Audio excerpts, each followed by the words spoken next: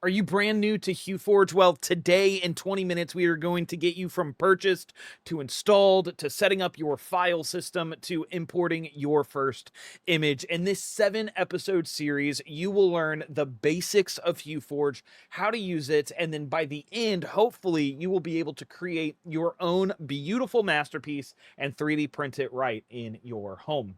Y'all, when I was starting to learn HueForge just a couple years ago, I was so frustrated by the lack of tutorials online. And the tutorials that did exist, I found really confusing to follow. They didn't really seem beginner friendly.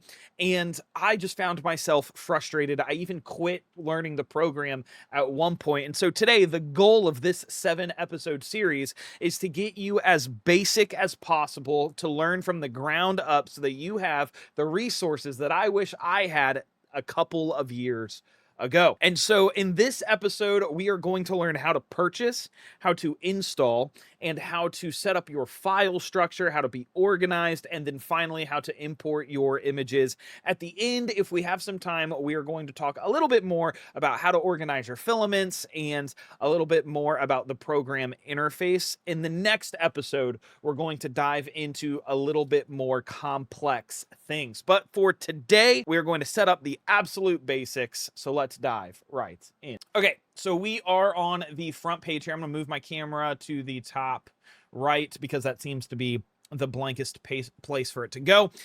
We're on the main page here. The most current version of HueForge is 0.9, 0.1, 0.2, or 0.9 because it hasn't like fully, I guess, come out yet. There are a couple different things. If you have already purchased HueForge, you need to go ahead and upgrade to the 0.9, 0.1, 0.2 version because that's going to be the version that we learn in this tutorial. When later versions come out, I will produce different videos with all of the changes. But for this tutorial in particular, we will be using this version. If you're on 0.8, you need to upgrade. There are so many differences. It's not even the same program almost. And so go ahead, upgrade. You will need to access your account. You'll click this button right here, type in your email address. You'll get an email, you'll log in, and you will be able to upgrade that way. That's if you have already purchased the software. If you have not already purchased the software, you're going to click buy, and then you are going to click HueForge. You're going to be greeted with several different options. We have the personal use. This is just for you to kind of have fun with. This would be a great place to start if you're just learning the program and have no kind of aspirations yet to sell commercially. And then you have your different professional and commercial kind of licenses. If you scroll down to the end here, you will see the differences between the different licenses, and this will be kind of a great place for you to read more information about the program there. Pick the license that works best for you, add it to cart, and then buy it. When you purchase the software, you will get an email and you will be able to download the files. This will be a page that you get. You will be able to download all the different versions of HueForge here. You will need to make sure that you go ahead and download HueForge Windows 0.9.1.2. All right. I want to download this one right here, and you'll just click that download button. You should get a little update in the top right of Google Chrome that it's downloading, and that means that you are doing the right thing. So when you download the program, you are going to be met with this HueForge Windows version 0.9.2 or 0.1.2. When you see this, all you need to do is right-click on that file, and you are going to select Extract All. You will select Extract Here, and let your computer do its thing. You will get a whole new folder. Okay, so you'll have one with a little zip and then one without a zip. Okay, if you are familiar with computers and you know what this means, if you're not, then you'll definitely, after you extract everything, want to go ahead and open the one without the zip there. You will have a folder called HueForge, and then you're going to get all of these things. Okay, there's lots of stuff in this folder, including tutorial images that you can practice with. The creator of HueForge actually has tutorials with these images on his YouTube channel. I'll make sure to link that down below. But the one that you are concerned with is this HueForge application. this one right here. All right. This is going to be the thing that you get to open HueForge with. So what I do is I actually have it pinned to my taskbar.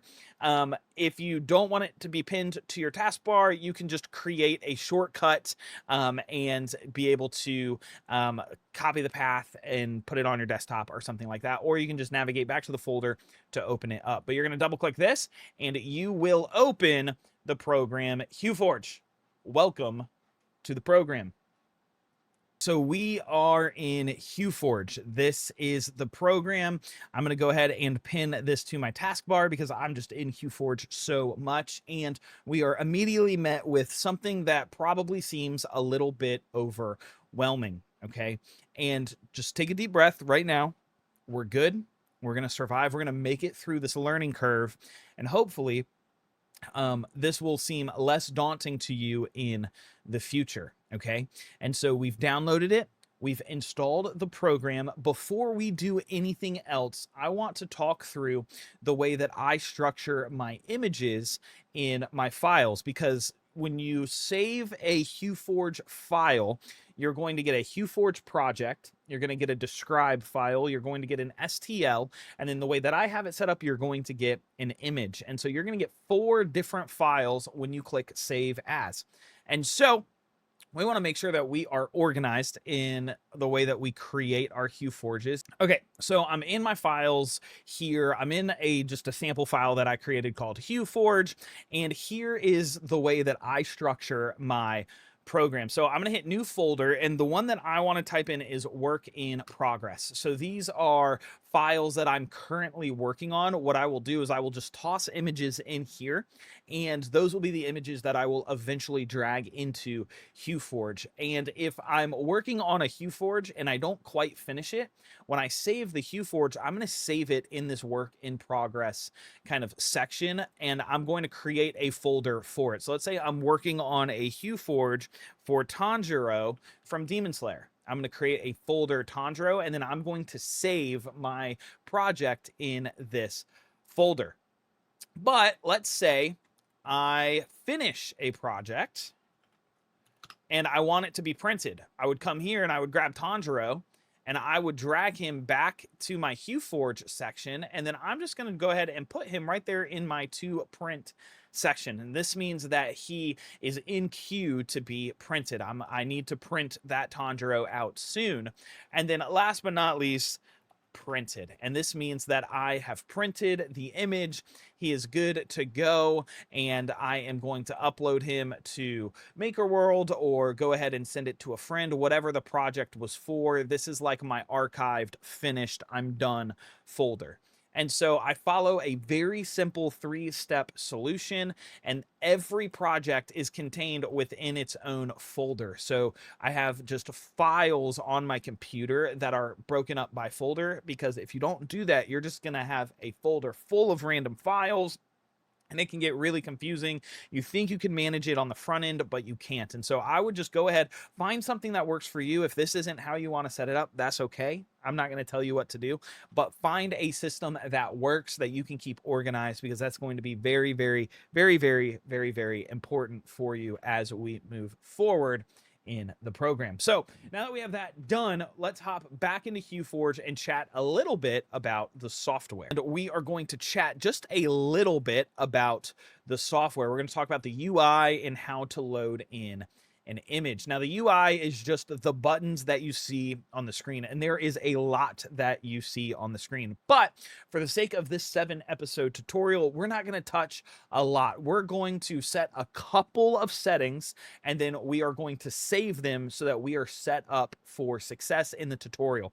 So go ahead, do this in your HueForge, follow along, pause the video if you need to, but we want to make sure that these settings are all the same.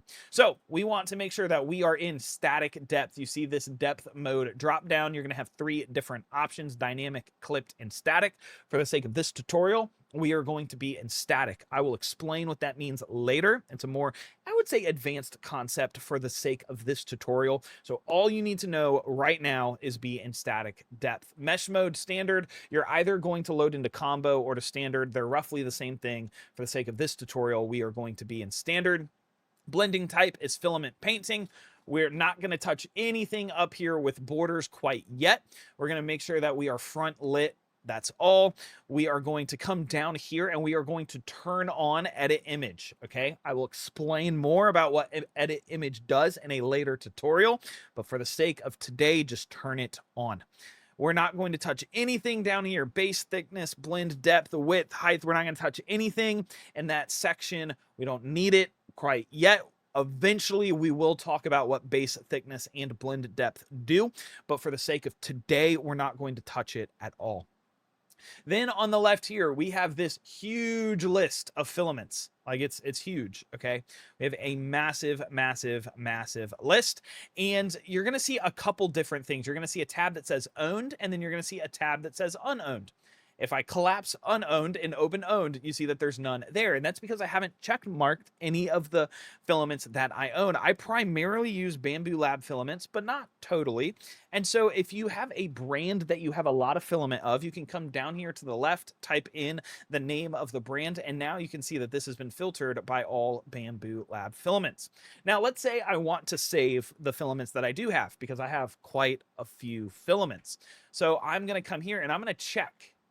So now when I check that box, you see that indigo basic purple goes up into my owned category. And I'm going to do this for all of the filaments that I own. So I own the blue, I own the beige, I own the brown, I own the yellow, I own the red, I own the black, I own the magenta, I own the bright green. I clicked the link by accident. We can talk a little bit more about what that link does in a second, but I own a hot pink, I own dark red, sky blue, and you're just going to want to go through and click all of the filaments that you own to create your own library. That way you can collapse the unowned category and you can just work with the filaments that you have in your collection. You are going to collect a lot of filaments while you're using HueForge. You just need a lot of colors to create the blends that you want. And so just get used to purchasing filaments. It's not the cheapest thing, but thankfully HueForges don't take a ton of filament, so your filament lasts a really, really long time. So now we have my filaments kind of loaded in here. I do want to load up a couple more just because I want white in there. I use blue-gray quite a bit. I'm just going to load in the filaments that I plan on using for this tutorial. So I'm going to load out a couple different ones, but you should load in all of the filaments that you have in your collection. Okay, that's perfect. All right, so now we have our owned filaments and our unowned filaments, and then the links are right here. These are affiliate links to Steve, the guy that created HueForge. He gets a small kickback when you buy filaments using this link. So all of the filaments in the library with a link next to it means that it's an affiliate link for him. Support the guy. He's awesome. He has put a ton of work into the software. So anytime you're looking to buy some filament, and there's a link in here, I would highly encourage you guys to use that link because that's just going to help him out. Once we get this done, okay, our software is in a good spot. We're going to come up here. We're going to click options. And then the first button you're going to see is save defaults. You're going to click save defaults. That's very, very important. Okay. That means anytime you load up the program, you are going to open to this screen. Let's say you're working on an image and you want to go back to your defaults. When you click restore defaults, it's going to come back to what you saved. All right. It's very important. You definitely want to make sure that you have this set up correctly. The last setting that we want to change that I kind of forgot about was this kind of CM. We're going to talk about what it does later. Leave it on default for now. It's fine. We're good. Make sure when you save that to just come up here, options, save defaults, make sure that that is locked in so that you have it set for the future. Okay. So that is a basic understanding of the UI. We have our settings set. We're going to talk more about what the settings do in the future. But today, right now, we are just going to load in an image. That's all we're going to do. We're going to learn how to bring in an image and how to get a super, super basic kind of edit on a picture. And then we will call it for this tutorial. We're going to use this image of Peter Parker. Peter Parker. We're going to bring that image in. This is a very complex image that I've been color matching for a while. We're not going to color match it today. We are just going to get a very basic edit done on it. So you are going to click on the picture or the image that you want to drag in, and you're just going to drag it to the right side of the screen. So you're going to drag it over to this quadrant, and it will automatically load in for you. You're good. You're set. We're loaded. We are in standard mode, and you should have several filaments over here already. Disregard the filaments that I have because these were the kind of defaults that I had saved before this tutorial. But generally, we want it to be layered something like this, okay? You probably have a different type of gray in where I have the orange, maybe something like this, loaded in. So you'll have like a black, like a blue gray or a dark gray, a lighter gray, and then a white. Now, if we were to just take this image for how it was, we could export this right now and 3D print it. It actually looks pretty cool. I don't know if we would know that it's Peter Parker with the way that this looks right now, but it does look pretty cool. You could come up here, File, Save Project As, and then go ahead and 3D print it. But we're going to get a little bit of a cooler edit on this for today. So what we want to do is we want to grab our Bamboo Lab Basic Red. Red because his hood is red. And in standard mode, all HueForge is doing is starting from the darkest color and moving up to the lightest color. We're going to talk more about this in our next tutorial. But essentially all that means is that black is at the bottom, then this dark gray is at the second bottom, then red is kind of like the highlights, and then white is at the top. And I don't like the way the gray looks, so I'm going to hover my mouse over the gray filament and press spacebar. And now the gray is disabled. It's still there. You can see it right there. The gray is still present, but it's disabled. If I press spacebar again while I'm hovering, it brings it back. If I press it again, it deletes it. If I hover and press the delete button, it will remove the filament from my timeline, my color core here completely. And we will talk more about that in the next kind of tutorial as we dive into standard mode. And now I can bring my blacks up just a little bit more. That's it. It looks pretty good. And so we're going to save this file. I'm going to kind of walk you through the steps of saving and then exporting. We will talk about slicing in a different episode in this series. So we are going to come up here to File, Save Project As. You can Control-Shift-S if you want to do it with a hotkey or with a shortcut. But for the sake of today, I want to show you everything. So you're going to click that, and you're going to load into the kind of area that we were saving to previously. If you have not saved a HueForge project quite yet, you'll just need to navigate to the folder that we created, HueForge, and this would be something that I would classify as ready to print. And so I want to add it to the queue. And so we're in the to print folder. I'm going to right click, click New Folder, and we're going to type in Peter Parker. So now we have a Peter Parker folder. I'm going to open this up, and then I'm going to name my file Peter Parker, and I'm going to save it. Okay, so now we are completely saved. That means if I navigate to this folder using my browsing function on my file explorer, let me drag it over. You can see we got 3 files. When I saved a test print, we can actually delete our test print now because I don't need it. And we're going to open that to print folder that we saved to, and we are going to open this Peter Parker folder. Now, there was a image that was saved outside the folder. That's a bug that the HueForge that Steve, he's working on. He knows about the bug. He's working on it. So you can just disregard that. I just tended to drag it right into the folder just so that I have everything kind of in one spot. And now we have all of our files in this folder.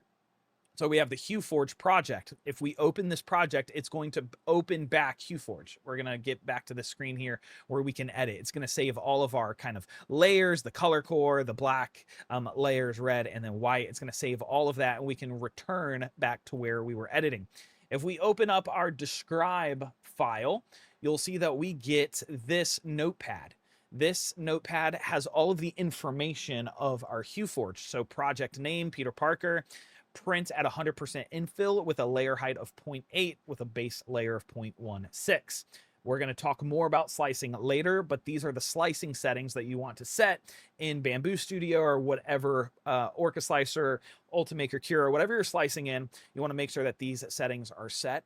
And then we have all of our information. So we used basic black, basic red, and jade white. We have the TD values. We'll talk more about that in a later tutorial. And then we have our swap instructions. Swap instructions are going to be what we tell the slicer to do to the 3D printer. If you have an AMS, you'll tell it to switch filament. If you don't have an AMS, HueForge is still for you. You can still use it. You'll add a pause and then manually change the filament when it hits that layer. We'll talk more about that in a future episode. We have our STL file. This is what we will open in Bamboo Studio. And then we have the PNG file of the image that we downloaded and saved. I love having this image export with the file just so that I have it all saved in the same place. There is a setting that you'll need to enable for that. You're going to go to, I believe it's options, and then you are going to save. I'm going to find it. It's one of these right here. Save image inside the project file. So if this is enabled by default, it's going to save it in the HueForge project, okay? Which means the image will be saved here. You won't have it to be able to export. If you want it to export the image itself, then you will click this button right here, and it will save the image outside of the file so that you have it, you can upload it, use it, post it on Instagram, all that kind of stuff. That's what I do. But this is really personal preference for how you want to organize your files. That is HueForge in kind of a really brief overview. That is the basics of how you install it, of how you set up your files, of how you import an image, how you do a very simple basic edit that looks really good, and how you export the files and all of the information into a project. Hope this video was helpful for you. My goal with this series is to make HueForge as approachable as possible. And so many of you maybe have watched this video and you've been like, Victor, I know this. This is very basic. This is very simple. I'm glad that you have the foundations laid, but I know when I started, I knew none of this information. I didn't even know how to bring in an image to the software, even though now it seems like it's like second nature. It's so normal to be able to drag that in. And so hopefully someone found this tutorial helpful. This was very basic, very beginner friendly. In the next tutorial, I just want to go ahead and confirm what we will be talking about. I have the entire kind of 7-episode session broken up so that we can really understand HueForge really well. So in episode 2, we're going to talk about TD values. And so in HueForge, you'll see numbers next to all the filaments. We're going to talk about what those are and why they are so crucial. This is going to be an episode that I feel like you can't miss. If you don't get what TD values are, what they mean, what transmission distance is, then you're not going to be able to understand the program at all. And so we're going to take some time. We're going to deep dive into what TD values are. We're going to talk about what a starter palette can look like, some good filaments for you to add to your library to get started with, and some more. And so I'm excited for that one. I'm really looking forward to putting that one together. But before you guys get to that one, I want to give you guys some homework. Go ahead, if you haven't already, install HueForge, get it downloaded, get it installed, get it on your computer and ready to go. Go ahead and open an image, import an image in there, and play around with the sliders. Make sure the settings that we said to set are locked in, and don't play with those. Please keep those the exact same. I'm going to list those down in the description as well so that you know what to keep locked in place. But play around with the sliders, bring colors into the software, play around with it, get some different effects, and I will see you guys in the next episode where we talk about transmission distance, filament, values, all that kind of stuff. And hopefully we can start getting to our first real kind of edit in standard mode. Thank you guys for tuning in to this episode. If you found this helpful, if this has been good for you, if you think that someone else would like it, please leave a like on the video. Please leave a comment down below letting me know what worked, what didn't work, and what I should include in a future episode. And if you want one-on-one HueForge coaching with me, I offer that on my Patreon. You can find that in the link. I'll link it down in the description below. and you can get one-on-one kind of help from me and my community. We have a Discord channel that's free to join. We talk about HueForge in there. You can find lots of helpful help in there, answers to your questions, as well as a community of people that are learning HueForge together. And I think that has been the best thing for me as I've grown in my ability to do HueForge. Has just been, we are all struggling with it together. All right. Thank you guys so much for tuning in to today's episode. Thank you so much to all of my patrons that support me on Patreon. This would not be possible if it weren't for you. And so I'm incredibly thankful for each and every one of you guys. And I will catch you guys in episode 2 of the HueForge basic foundational. I got to come up with a name for this thing. I don't know what it is. So we'll figure that out in the next episode. See you guys.